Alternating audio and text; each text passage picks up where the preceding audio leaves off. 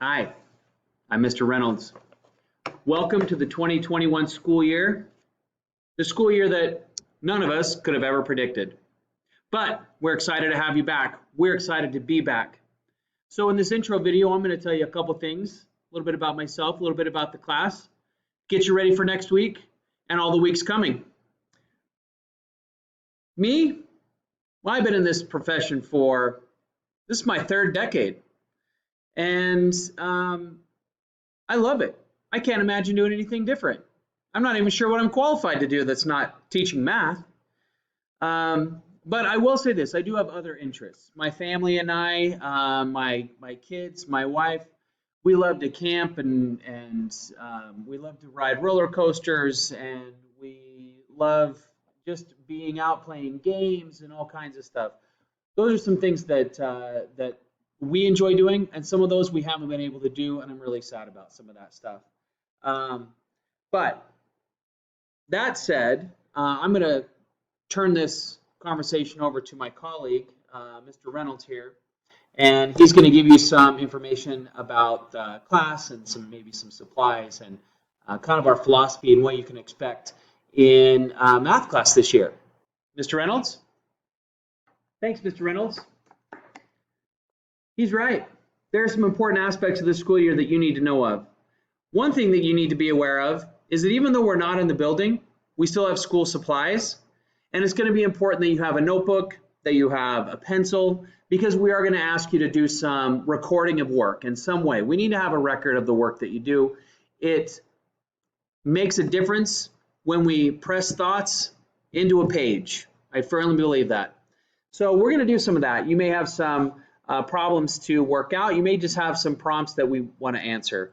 Want to always have your device. You want to have it charged and ready to go. That's an important thing. But the class itself, our focus this year, and it's really not different than most of the years, but we're really going to put an emphasis on reasoning this year, on thinking, and also making that reasoning and that thinking visible. How do we do that? And that's going to occur in various platforms, sometimes discussions, sometimes in writing. Sometimes it's, I need to see your thinking by you showing me work on a paper or maybe digitally, but I need to see how you're solving a problem.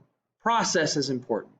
What we do and answer getting is far less important than actually getting to that point. And in order to get there, we need to see what your path is. And not everybody's path is different, which is one of the greatest things about math. Lots of ways to get there, but we can all arrive at the same place. It's pretty great. We are going to use some different platforms this year, and I'm going to turn this back over to Mr. Reynolds here, and I'm going to let him tell you briefly about the platforms that you can look forward to. I'm sure you're familiar with some of them, and if you're not, we're going to figure this out together. Mr. Reynolds? Thanks, Mr. Reynolds. I appreciate that. He's exactly right. We have some platforms that we're going to get started in this year, and some that we've been doing for a while. Most of you, maybe all of you, are familiar with Google Classroom. That's basically the hub where all of our work is going to stem from.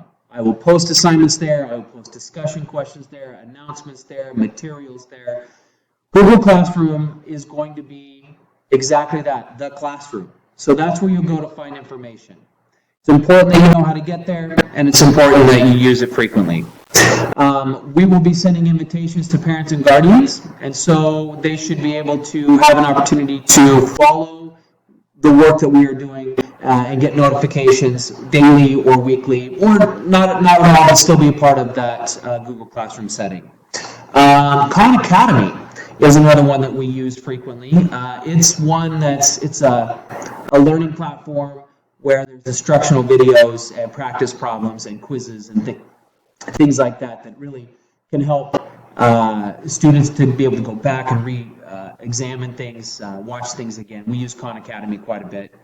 There is an app called vocabulary.com, and vocabulary is critical for learning content in particular that's specific, like math or science, where some of those words really kind of show up just in those courses. So vocabulary becomes a really important piece, and we're going to use vocabulary.com to try and bolster and deepen our understanding of words and language. We're also going to use what's called Flipgrid. Flipgrid is something that you may be familiar with, but it's kind of new for some people, and it's a chance for you to do something a little bit like this. You get to record yourself.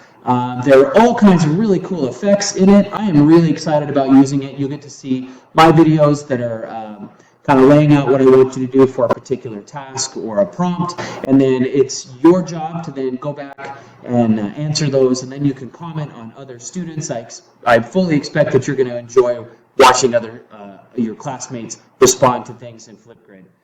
And the last one I'm going to mention is Prodigy, and many of you are familiar with Prodigy.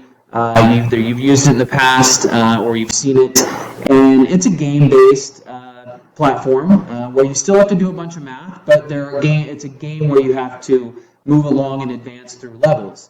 My students have found it to be really fun.